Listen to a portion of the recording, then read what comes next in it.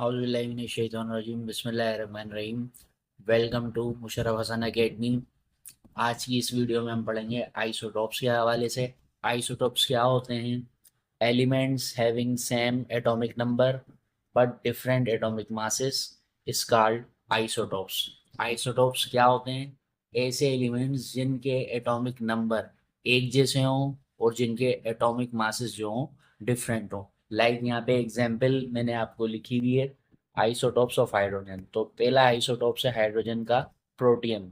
इसका एक atomic number है और एक जो है एटॉमिक मास है। ड्यूट्रियम जो है इसका एटॉमिक नंबर 1 है और एटॉमिक मास 2 है। ट्राइटियम जो है इसका एटॉमिक नंबर 1 है और एटॉमिक मास जो है इसका वो 3 है। किसी भी एलिमेंट में आइसोटॉप्स के इलेक्ट्रॉन, प्रोटॉन और न्यूट्रॉन की तादाद कैसे मालूम की जाती है?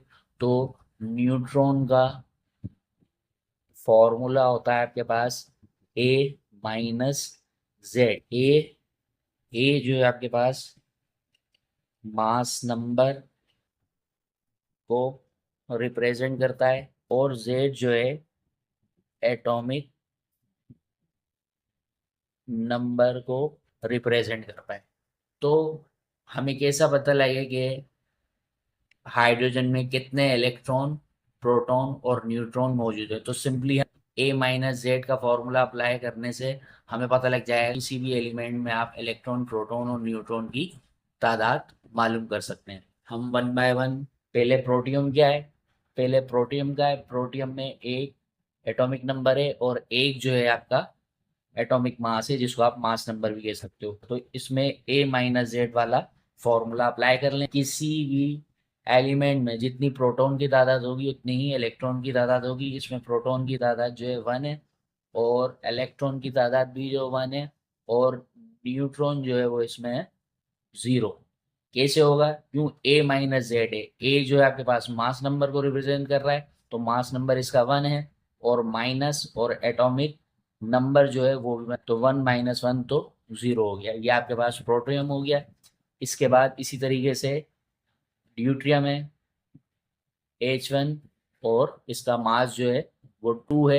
तो इसमें प्रोटॉन की तादाद 1 है, इलेक्ट्रॉन की तादाद भी 1 है और न्यूट्रॉन की तादाद इसमें हो गई 2 माइनस 1, तो इक्वल्स टू 1 हो गया। इसी तरीके से ट्राइटियम की एग्जाम्पल ले लें, H1 और मास इसका 3। तो इसमें नंबर ऑफ प्रोटॉन की तादाद जो है ये आपके पास 1 हो गई, इलेक्ट्रॉन की तादाद 1 हो गई और न्यूट्रॉन की तादाद 3 माइनस 1 हो गई। तो इसमें इसमें दो आपके न्यूट्रॉन मौजूद हैं। इसी को आइसोटॉप्स कहते हैं। लाइक कार्बन के भी आपके पास 3 आइसोटॉप्स होते हैं। कार्बन का C12, C13, C14। आपके पेरियोडिक टेबल में डिफरेंट एलिमेंट्स के डिफरेंट आइसोटॉप्स हैं। तो एक दफ़ा हम इसको रिपीट कर लेते हैं। आइसोटॉप्स होता क्या है? Atoms having same atomic number but different atomic masses is called isotopes. ऐसे एलिमेंट्स जिनका एटॉमिक नंबर एक जैसा हो लेकिन एटॉमिक मास जो है वो अलग अलग हो, उनको आइसोटॉप्स कहते हैं। ये मैंने आइसोटॉप्स ऑफ हाइड्रोजन लिखे हैं।